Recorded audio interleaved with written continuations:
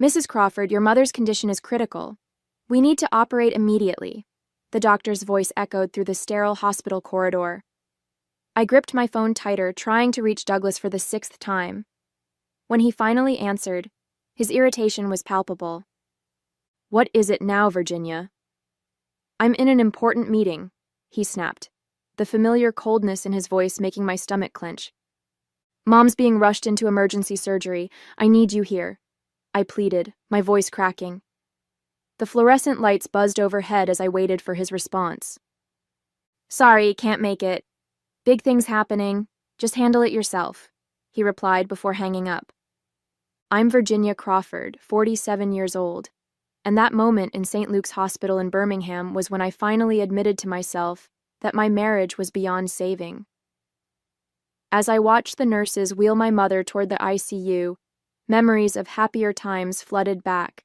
Summer afternoons in our family's Victorian estate, the scent of mother's roses wafting through open windows, father's warm laughter echoing through the ornate halls. That estate had been in our family for 4 generations. After father passed 3 years ago, mother and I inherited it together. The old house meant everything to us. Every creaking floorboard, every intricate molding told our family's story. Douglas used to understand that, or at least I thought he did.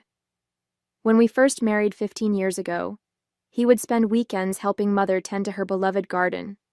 But somewhere along the way, my husband's heart turned as cold as marble. As I sat in the ICU waiting room, my phone buzzed with a text from Douglas. Secured my future. Just sold the estate. Leaving for Brazil tonight with someone who actually makes me happy. Goodbye. A strange calm washed over me as I read his message. What Douglas didn't know was that I had been watching his every move for months. My private investigator had kept me well informed of his schemes, including his affair with his young secretary and their plans to flee the country. I typed back a single word. Fascinating. Looking at my mother's fragile form through the ICU window, I felt a fierce determination rise within me. Douglas had no idea what was coming. Sometimes the best revenge is letting someone walk straight into the trap they set for themselves. Douglas wasn't always this way. When we first met at a charity gala in Birmingham 15 years ago, he was different, kind, ambitious, and genuinely caring. He worked as a junior partner at a law firm then, and his eyes would light up when he talked about helping his clients. I remember how he used to bring coffee to my father during long discussions about estate management, eager to learn and understand our family's legacy. The Victorian estate had been more than just a home to us. Built in 1887 by my great-grandfather, it stood as a testament to our family's history. Every Christmas, every celebration, every quiet Sunday afternoon was spent within those walls. I can still picture my grandmother sitting in her favorite corner of the library, telling me stories about the generations before us. Family isn't just about blood, Virginia, she would say, her eyes twinkling with wisdom. It's about trust and protecting what matters most. The changes in Douglas were subtle at first. About 5 years ago, he started spending more time at the office, coming home later and later. When my father passed away 3 years ago, something shifted in him completely. He began questioning every financial decision I made, insisting on having more control over the estate's affairs. I noticed small things missing from the house: antique pieces, family jewelry, items he claimed were just being appraised. 2 months ago, I found receipts for a luxury condo in Rio de Janeiro in his email. That's when I hired Juliana, the private investigator. Your husband's been meeting with various potential buyers, she reported last week. He's been showing them forged documents claiming full ownership of the estate. The irony of it all would have made me laugh if it weren't so painful. Douglas had spent years trying to gain control of the estate, not knowing that my grandmother had placed it in an irrevocable trust long before he entered our lives. She had seen similar situations unfold in other wealthy families and had taken steps to protect our legacy. My phone buzzed again with another message from Douglas. You'll thank me when you see how much I got for that old house. Time to move on. I tucked the phone away, my hand finding comfort in the worn leather of my grandmother's diary and my purse. Inside lay the truth that would soon shatter Douglas's plans completely. The ICU waiting room felt colder as night fell. My mother's surgery was taking longer than expected, and my nerves were fraying. That's when Juliana, my private investigator, called with news that made my blood run cold. "Virginia, I have something you need to see right away," she said, her voice urgent. "Can you check your email?" I opened the attachment she sent and my hands started shaking. There were dozens of photos. Douglas at expensive restaurants with his young secretary, Angela, shopping for jewelry at Tiffany's, and visiting high-end real estate offices. But what made my stomach lurch were the documents clearly visible in some of the photos. "He's been systematically emptying your personal accounts for months," Juliana explained. "The estate sale is just the final piece. He's already transferred most of your liquid assets to offshore accounts." I pulled up my banking app, and sure enough, my personal account showed a balance of just $842. The joint account we shared was completely empty. Tears stung my eyes as I realized he'd been planning this for months, maybe years. My phone buzzed with another text from Douglas. "By the way, I took care of those dusty old photo albums in the library. Nobody needs that sentimental junk anymore. The buyers want the house empty by next week." The photo albums, my mother's precious memories, generations of our family history. I felt physically ill. The security camera feed from the estate popped up on my phone, showing Douglas and Angela loading boxes into his car. They were laughing, champagne glasses in hand, celebrating in our family home while my mother fought for her life in surgery. "Virginia," Juliana's voice brought me back to reality. "There's more. He's booked 2 first-class tickets to Rio de Janeiro for tonight. And he's been recording your phone calls with the hospital. He wanted to make sure your mother was too ill to interfere with the sale." The full weight of his betrayal crashed over me. He hadn't just been stealing our money. He'd been waiting for my mother to be at her most vulnerable. He'd timed everything perfectly, thinking I would be too distraught about my mother to notice what he was doing. The doctor appeared in the doorway just then. "Mrs. Crawford, your mother is stable. The surgery was successful, but she'll need extensive care during recovery." I clutched my grandmother's diary tighter, feeling the hidden documents inside that would be Douglas's undoing. He thought he had planned everything perfectly, but he had no idea what was coming. Sometimes the best revenge isn't just about winning. It's about letting your enemy lose everything on their own terms. "Mr. Reynolds, this is Virginia Crawford. I understand you're the buyer Douglas arranged for our estate?" My voice was steady, masking the anger churning inside me. "Ah, yes, Mrs. Crawford. Your husband mentioned you'd be calling to finalize the details. I must say $3.2 million is a steal for such a beautiful property." He sounded pleased with himself. "And you've already transferred the funds?" I asked, watching my mother's peaceful, sleeping face. "Yes, just this morning. Your husband was quite insistent on immediate payment. Said something about an investment opportunity in Brazil that couldn't wait." I smiled grimly. "Mr. Reynolds, I suggest you contact your bank immediately and stop that transfer. You see, Douglas doesn't actually have the authority to sell the estate." There was a long pause. "I'm sorry, what?" "The property is in an irrevocable trust. Any sale without proper documentation from the trust administrator is fraudulent." I heard him inhale sharply. "I believe that would make you an unwitting participant in real estate fraud." While Mr. Reynolds processed this information, my phone buzzed with another text from Douglas. "Just dropped off the final paperwork with the buyers. You should be grateful. I got us a great deal. Heading to the airport now with my real future." I turned my attention back to Mr. Reynolds, who was now sputtering about legal documentation. "Check your purchase agreement carefully," I advised. "I'm sure you'll find some irregularities. My husband can be creative with paperwork when it suits him." Just then, Juliana slipped into the hospital room, nodding to confirm that everything was in place. She handed me a folder containing copies of the trust documents and recent bank statements showing Douglas's systematic theft. "Mrs. Crawford," Mr. Reynolds's voice had taken on a panicked edge. "I've just reviewed the documentation. These signatures, they don't match the county records. No, they wouldn't, I replied calmly. I suggest you contact your lawyer immediately. The FBI is already involved and they'll want to speak with you about your role in this transaction. As if on cue, my phone lit up with a call from Agent Sarah Martinez, who had been building a case against Douglas for the past month. We're in position at the airport, she reported. Your husband just checked in for his flight to Rio with a woman matching Angela's description. Perfect timing, I said, watching Juliana set up her laptop to monitor the security feeds. He has no idea the trust administrator is waiting at the gate. The next text from Douglas made me shake my head. Boarding soon. You'll never find us where we're going. Enjoy your empty life in that worthless old house. I didn't bother responding. Instead, I opened my grandmother's diary and pulled out the document that would seal Douglas's fate, the original trust agreement, with its crystal-clear provisions about property transfer and fraud prevention. Juliana looked up from her laptop with a satisfied smile. Airport security just flagged their passports. Want to watch the show?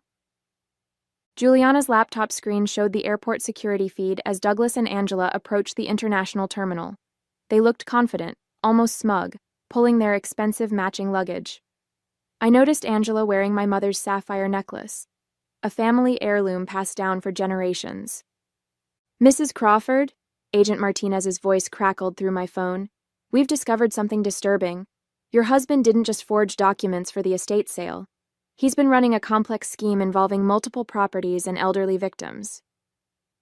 My hand gripped the hospital bed rail as she continued. We've identified at least 6 other cases where he targeted wealthy families during medical emergencies. He would forge power of attorney documents while they were hospitalized. The revelation hit me like a physical blow. All those late nights at the office, the mysterious client meetings, he'd been perfecting his scheme for years. I thought of the other families, other homes, other lives he'd tried to destroy. There's more, Juliana interjected, her eyes fixed on her screen. I've traced the money trail. Angela isn't just his mistress. She's been his accomplice from the beginning. She works for a shell company that's been laundering money from these property scams. On the security feed, I watched as Douglas approached the gate. He was wearing the custom-made suit I'd given him for our anniversary last year, probably the last gift I'd ever give him. Angela clung to his arm, giggling at something he'd said. Then everything happened at once. 2 FBI agents in suits approached from one direction. The trust administrator, Mr. Harrison, emerged from the other side, flanked by airport security. Douglas's face transformed from confusion to shock to rage in seconds. You don't understand. His voice came clearly through Juliana's audio feed. My wife gave me permission to sell the property. I have documentation. Forged documentation, Mr. Harrison interrupted. The Crawford estate has been in an irrevocable trust for over 20 years. Even if your wife wanted to, she couldn't authorize its sale. I watched Douglas's face pale as he realized his mistake. But instead of surrendering, he shoved Angela toward the agents and bolted. He made it about 10 steps before security tackled him, sending my mother's antique bracelet, which I hadn't even realized was missing, skittering across the airport floor.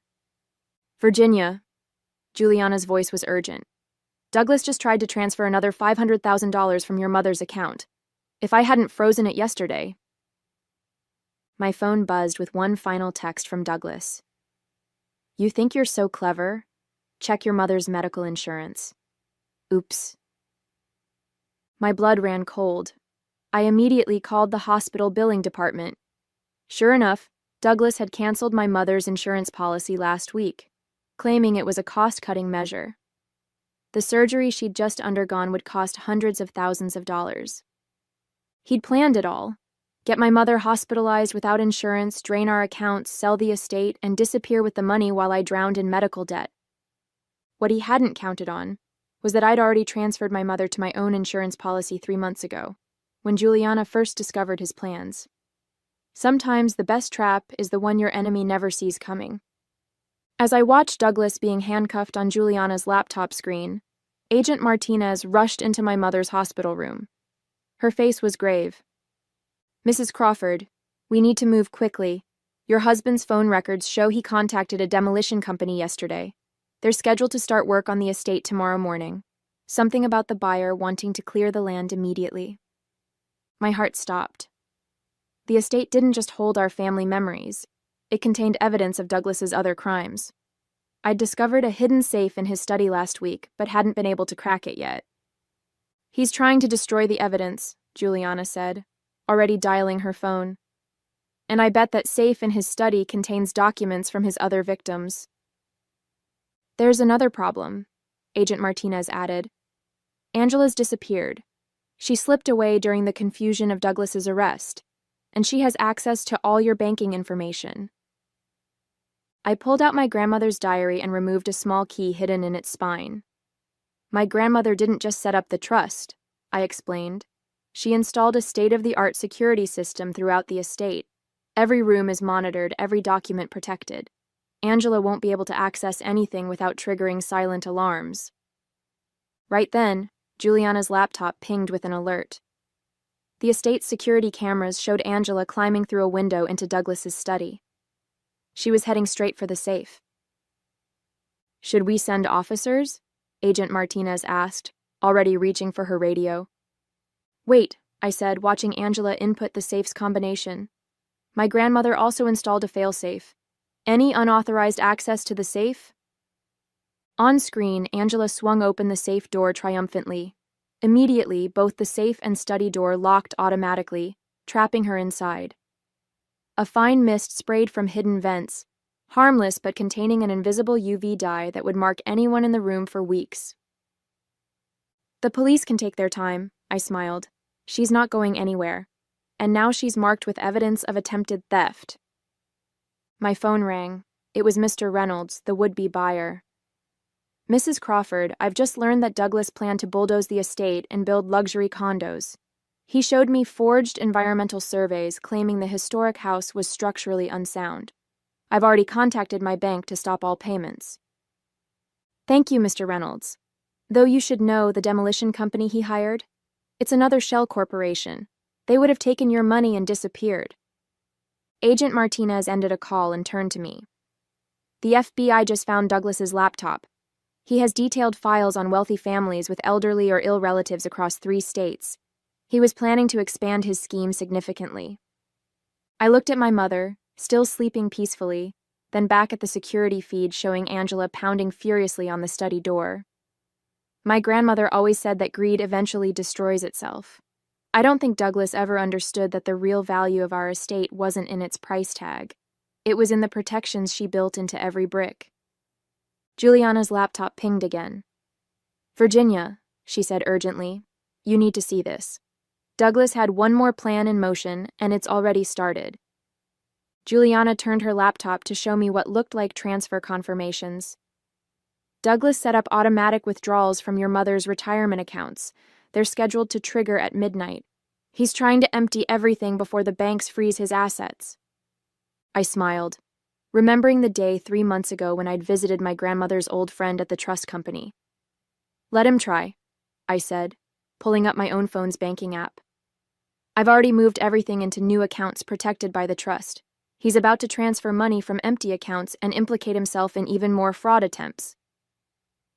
On the security feed, we watched as police officers entered the study where Angela was trapped. She was still frantically trying to destroy documents from the safe, but her hands were now glowing bright purple under the UV lights. Mrs. Crawford, Agent Martinez said, reviewing the documents we'd found, this evidence isn't just about your estate.